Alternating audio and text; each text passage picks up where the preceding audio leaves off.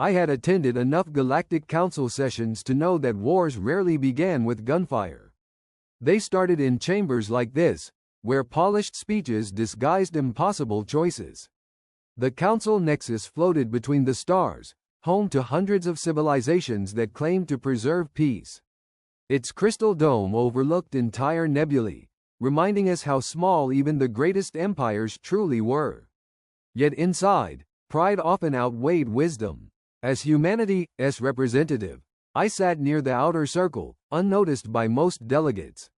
Humans had joined the council only a few decades earlier, making us one of its youngest members. The older races saw us as inexperienced observers, not participants in history. I preferred it that way. People revealed far more when they believed you had nothing important to say. Today's agenda concerned the Solar Dominion and the Asterian Crown, two ancient allied empires standing on the edge of war. When the Chancellor called their princesses forward, the entire chamber fell silent. Whatever happened next would decide the future of the galaxy. The High Chancellor allowed the sisters to speak without interruption. Princess Arya stepped forward first, her white ceremonial armor reflecting the light of the chamber. She carried herself with the confidence expected of a future queen, yet I could see the strain hidden behind her composed expression. Our peoples have lived in peace for nearly 3,000 years, she said. The Solar Dominion and the Asterian Crown survived because our founders understood that divided succession leads only to civil war. Princess Maya followed her sister onto the platform. Unlike Arya, she wore the deep blue colors of the crown, but the sadness in her eyes was unmistakable. When twin heirs are born, she began, our law permits only one to inherit the united throne. A ripple of uneasy whispers spread through the council. The other, Maya continued, must surrender every royal title, every claim to succession, and leave both empires forever. She spoke those words with remarkable calm, but I noticed her hands tightening behind her back. The Chancellor lowered his head respectfully. Has either princess challenged this law? No, Arya answered. It is older than any living citizen, Maya added. Every ruler before us accepted it without question. Several elder delegates nodded in approval. Ancient traditions carried enormous weight among the older civilizations. To them, customs that survived for centuries were considered proof of wisdom. I had served in the military long enough to know that age alone proved nothing. Sometimes old mistakes simply lasted longer. The Chancellor looked across the chamber. Then the council must witness the succession ceremony and confirm which princess shall inherit. No one objected. No one asked whether the law itself was just. Instead, the delegates immediately began debating which sister possessed stronger diplomatic experience, greater military education, or broader public support. They spoke as though comparing fleets or trade agreements. No one seemed troubled that an innocent woman would lose her family, her home, and her identity because of a decision made centuries ago. I watched Arya glance toward Maya. For a brief moment, neither princess looked like a future ruler. They simply looked like sisters trying not to lose each other. That single glance told me more than every formal speech I had heard all day. Whatever history claimed, neither of them wanted this. And if neither desired victory, then perhaps the real enemy was not sitting on that platform at all. I listened as the debate unfolded around me, each delegate carefully weighing the merits of one princess against the other. It was a strange conversation. They spoke with perfect courtesy, quoting ancient treaties, royal precedents, and centuries of political philosophy. Not once did anyone question whether the choice itself should exist. To them, the law was sacred because it had endured. I had seen that kind of thinking before. In the military, outdated doctrines often survived long after they had become dangerous, simply because no one dared challenge them. One elderly senator from the Inner Concord rose slowly to his feet. Tradition is the foundation of civilization, he declared. If we permit sentiment to replace law, then every ancient empire represented here will eventually collapse beneath the weight of its own emotions. Several delegates answered with respectful applause.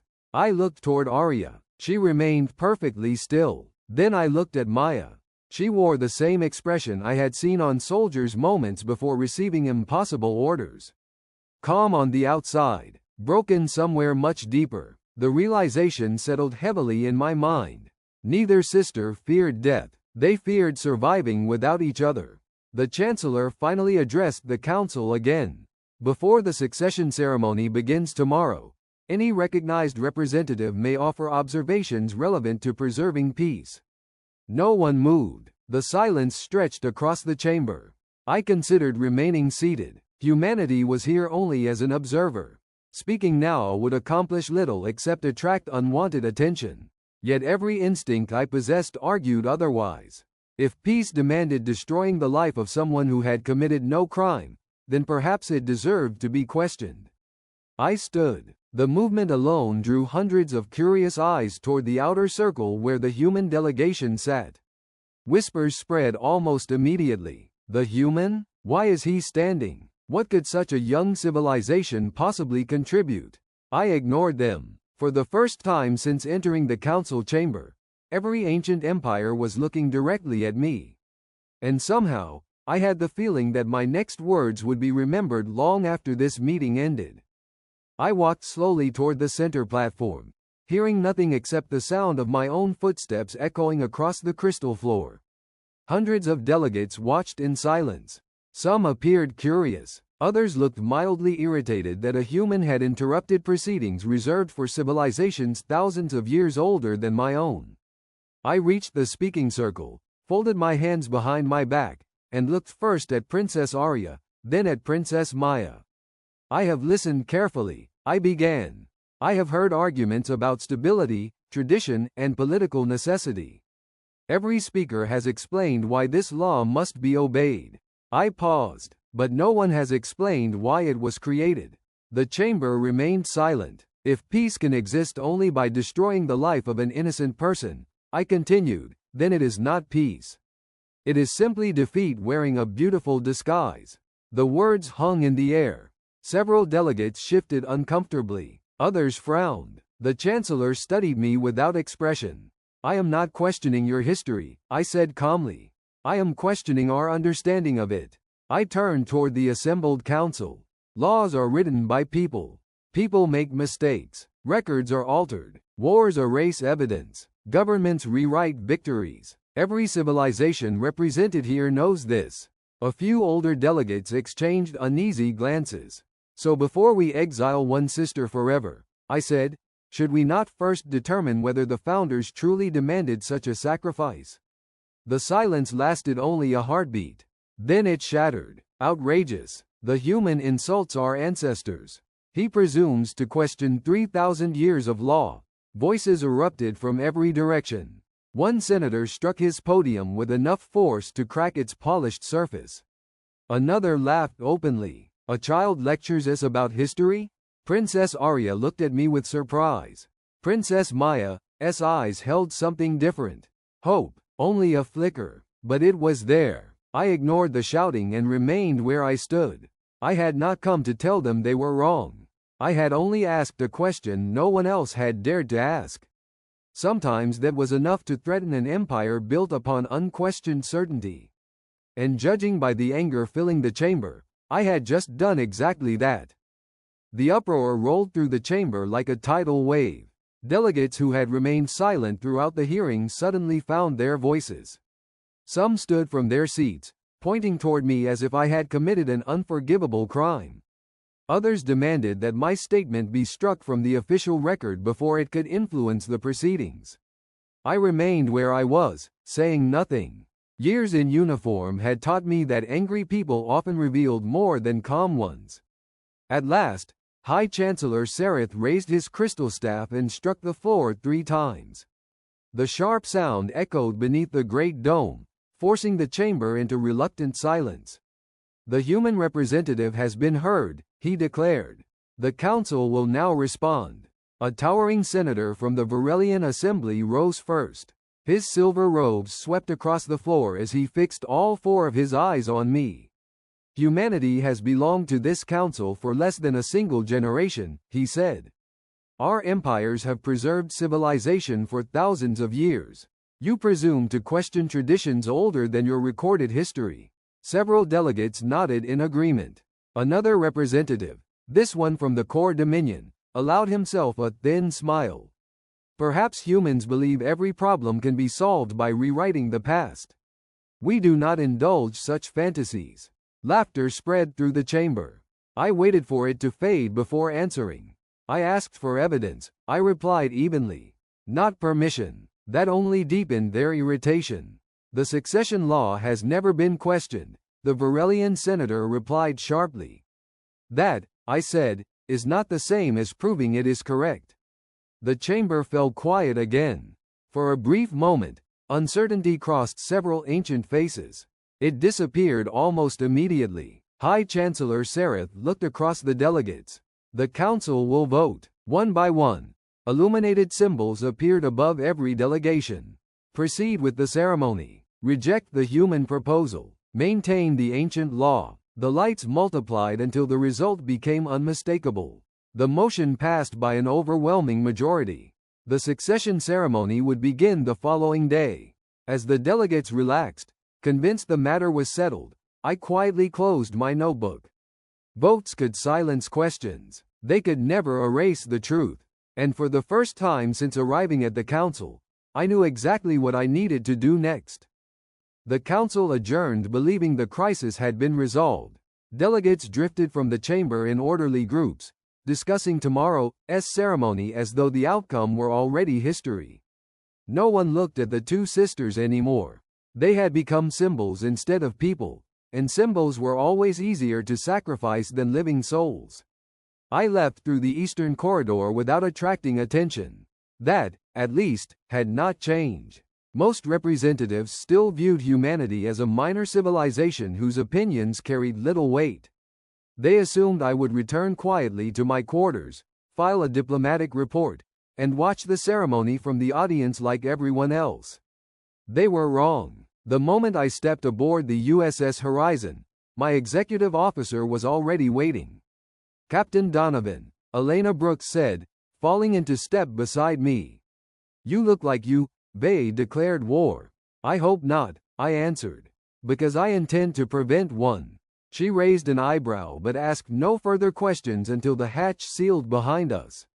Only then did I speak. I want every historian, intelligence analyst, linguist, and cyber specialist we brought with us in briefing room 1 within 30 minutes. That's half the mission staff. I know. And what exactly are we investigating? I stopped outside the conference room doors. A law. She frowned. A law? No, I corrected quietly. A story. Within the hour, the room filled with specialists from every branch of the expedition. Ancient maps covered the display wall. Genealogical records appeared beside star charts and archaeological surveys. My team looked from the data to me, waiting. I folded my arms. For 3,000 years, I began. 2 empires have accepted that one innocent princess must lose everything to preserve peace. No one interrupted. I don't believe traditions survive this long without benefiting someone. The room grew noticeably quieter. So we're going to find out who benefited. And if the truth has been buried. I looked around the table. We're going to dig until we find it. No one questioned the assignment. That was one of the reasons I trusted this crew. They knew the difference between chasing a theory and following evidence. If I asked them to spend the night searching through 3,000 years of forgotten history, it was because I believed something important had been hidden. Dr. Evelyn Carter, our chief historian, activated the central display. Ancient maps of Elyndor, the original capital world of the United Empire, rotated slowly above the table. The official archives begin almost 3 centuries after the founding, she said. Everything earlier exists only as copies. Copies can be edited, I replied. They can, she agreed. Especially after wars. Commander Malik Hassan from Naval Intelligence enlarged another set of records. They've been reviewing succession documents from neighboring civilizations, he said. None of them require permanent exile. Some divide authority, others establish joint rule. This law is an outlier. Which makes it suspicious, Elena added.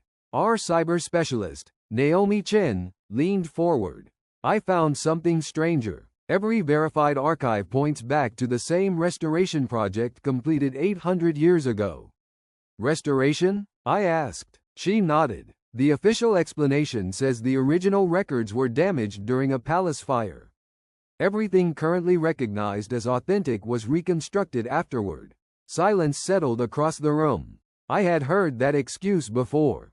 Destroyed files, rewritten history, convenient accidents. So, I said quietly, someone had the perfect opportunity to rewrite the past. No one argued. Evelyn enlarged an image of Elyndor's oldest palace complex. Beneath the original capital are sealed foundations older than the palace itself. Early surveys mention a protected archive built by the founders. And afterward, they disappear from every record. Naomi smiled faintly. They disappear from public records. She projected a faint underground energy signature beneath the ruins. It is still there. Every eye turned toward the glowing image. I felt the first real certainty since entering the council chamber. We're going to Elyndor, I said. If the founders left the truth anywhere. I looked at the forgotten structure beneath the ancient capital. They left it there. The horizon entered orbit around Elyndor just before dawn. From space, the ancient capital looked magnificent. White towers climbed above emerald forests. Rivers shimmered like silver threads. And the royal palace crowned the highest mountain. It was easy to believe every story written about the birthplace of two great empires. History, however, often looked cleaner from a distance. Our shuttle touched down several kilometers outside the restricted archaeological zone. Officially, we were a diplomatic survey team requesting permission to examine pre-imperial ruins. Unofficially, we intended to reach the forgotten archive before anyone realized what we were searching for. Palace security greeted us before we reached the first excavation site. Their commander studied our permits for an unusually long time. These ruins are closed, he said. No foreign investigation has been authorized. I smiled politely. We historians then study the museum. His answer came too quickly. Most guards become impatient because they want conversations to end. This officer wanted ours to end before it truly began. That told me enough. As we withdrew, Naomi quietly monitored local communications. They notifying someone, she whispered through the comm. Already? They were expecting visitors. Commander Hassan unfolded an old geological survey across the portable display. The official entrance is blocked, he said. But these tunnels predate the palace. If the survey is accurate, they connect directly beneath the foundation. We waited until darkness covered the valley before moving again. The forgotten passage was almost invisible beneath centuries of vegetation. Massive stone doors had collapsed long ago, leaving only a narrow opening large enough for one person at a time. Inside, the air smelled untouched. Dust covered every surface. No footprints. No modern equipment. Dr. Carter ran her scanner along the ancient walls. These markings are older than the empire itself. Naomi's portable computer suddenly emitted a soft tone. They found power. Everyone stopped. Impossible, Elena said. No, Naomi replied, staring at the display. Not impossible. She looked at me. Something beneath this mountain is still awake. And whatever had been waiting below had remained hidden for nearly 3,000 years. The succession ceremony began precisely at noon. The Grand Hall of Elyndor was filled beyond capacity. Nobles from both empires occupied the front rows, while representatives of the Galactic Council surrounded the circular chamber in rising tiers. Every seat was taken. Every camera hovered silently above the gathering, broadcasting the ceremony across hundreds of worlds. I stood alone at the center platform. No one spoke to me. After the discovery beneath the mountain, palace officials had done everything possible to delay our investigation.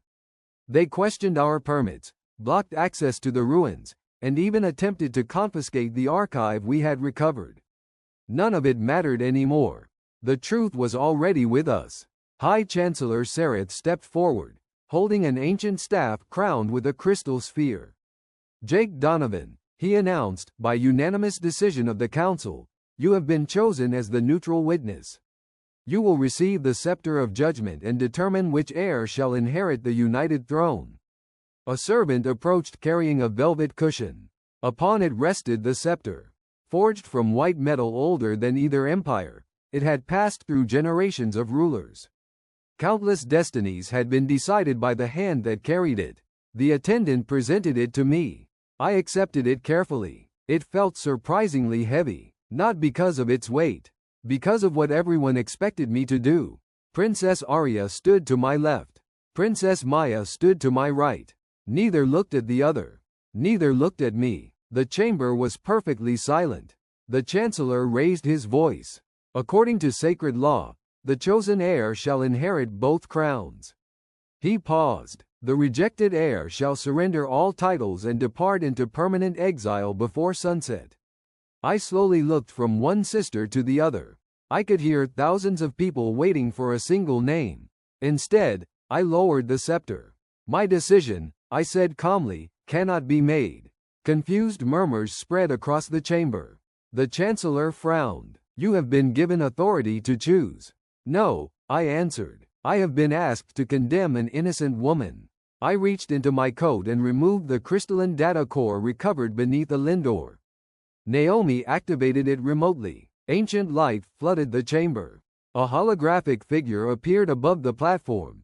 The founder of the United Empire looked upon his descendants for the first time in nearly 3,000 years.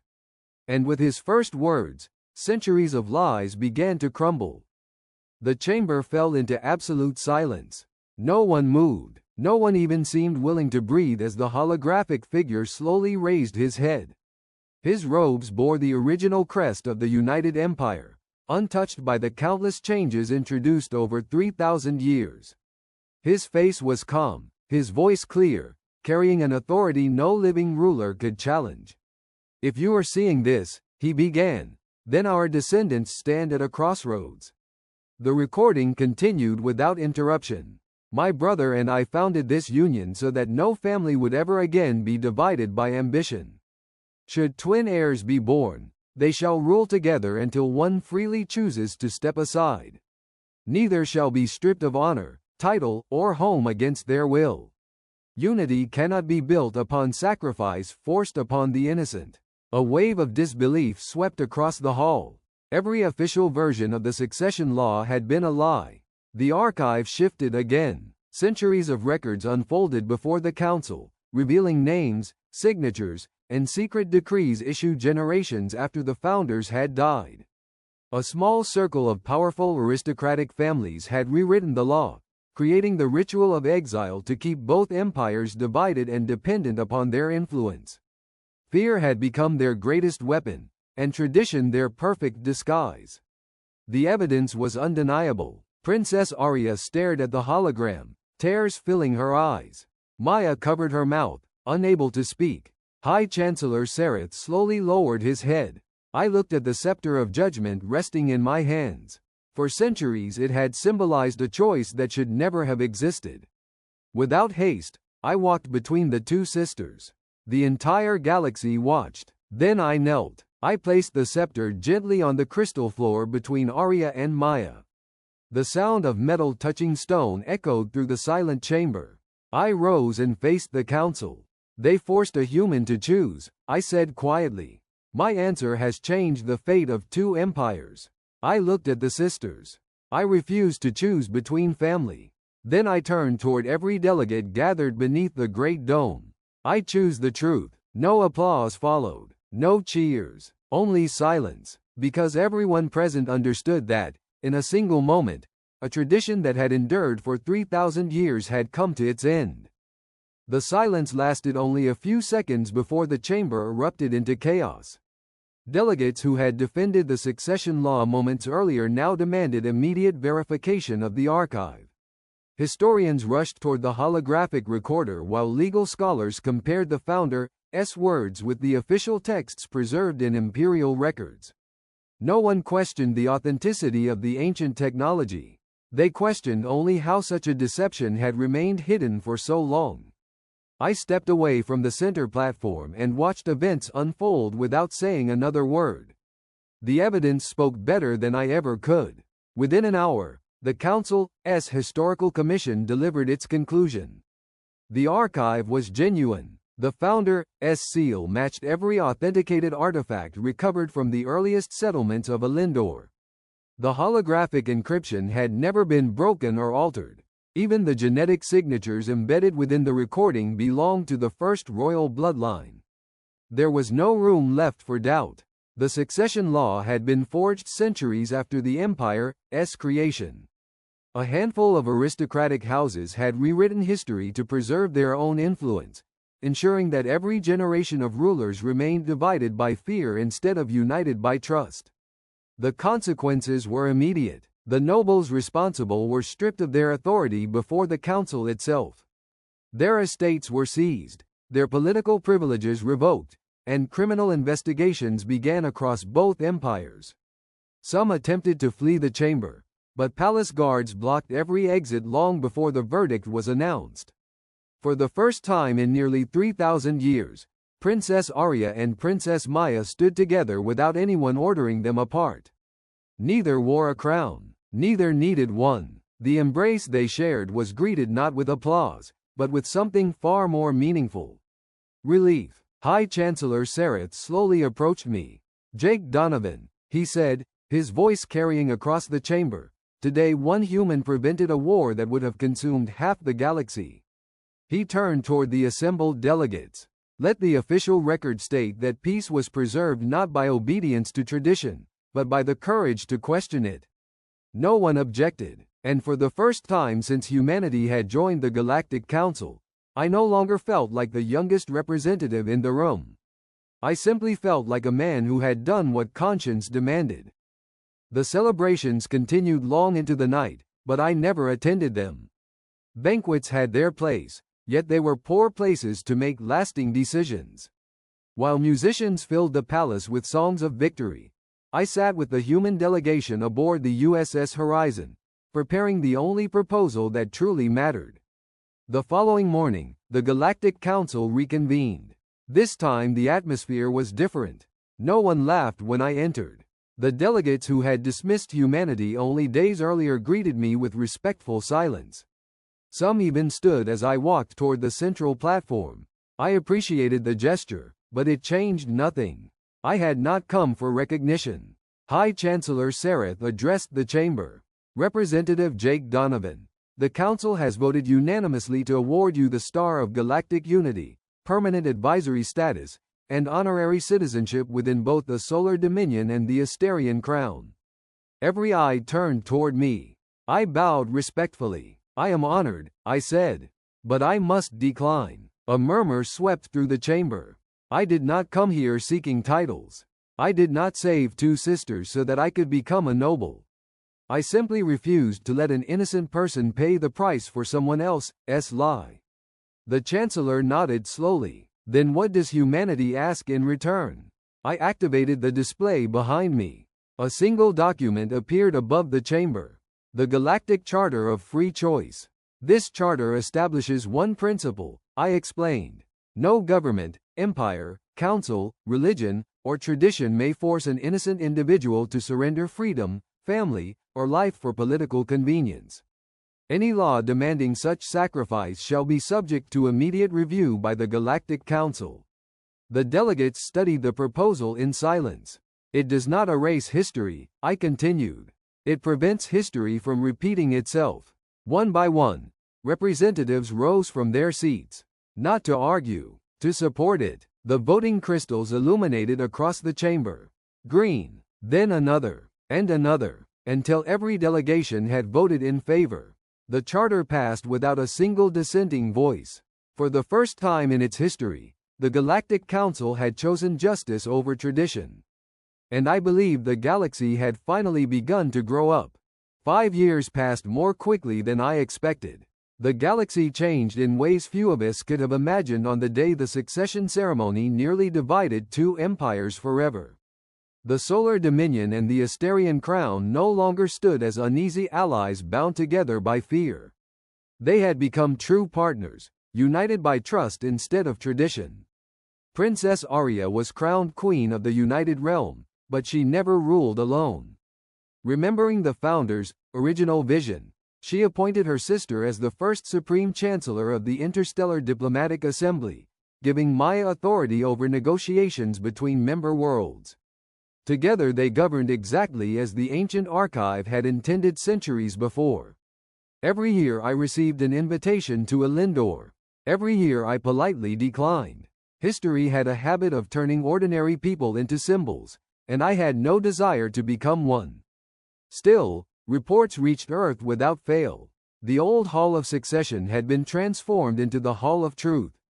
The Scepter of Judgment remained exactly where I had placed it on the crystal floor, enclosed beneath transparent glass. It was no longer a symbol of exile, but a reminder that justice begins the moment someone refuses to accept an unjust choice.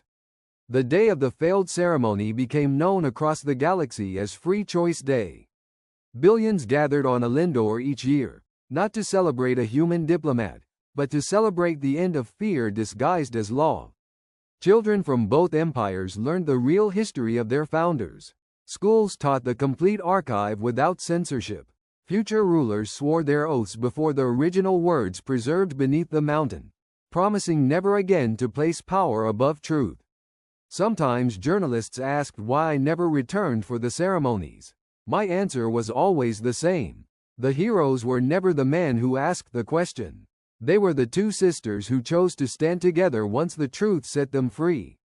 That was enough for me. Watching from Earth, I realized that some victories were never measured by medals, speeches, or monuments. Sometimes the greatest victory was simply ensuring that no one else would ever be forced to make the same impossible choice again. Several years later, I stood once more beneath the crystal dome of the Galactic Council. The chamber looked the same, yet everything had changed. The oldest delegate present, a senator who had witnessed more than 1,000 years of galactic history, slowly rose from his seat. His voice was quiet, but every representative listened. For centuries, he said, we believed the greatness of an empire was measured by the strength of its laws. He paused, looking toward Arya and Maya, who now stood side by side as partners rather than rivals. Humanity reminded us that laws exist to serve justice, not the other way around. His gaze settled on me. The day we forced a human to choose between two sisters, he refused our question and demanded the truth instead. The chamber remained silent. That refusal saved two empires, prevented a galactic war, and changed the future of us all. I said nothing. Some victories needed no final speech. They simply became history.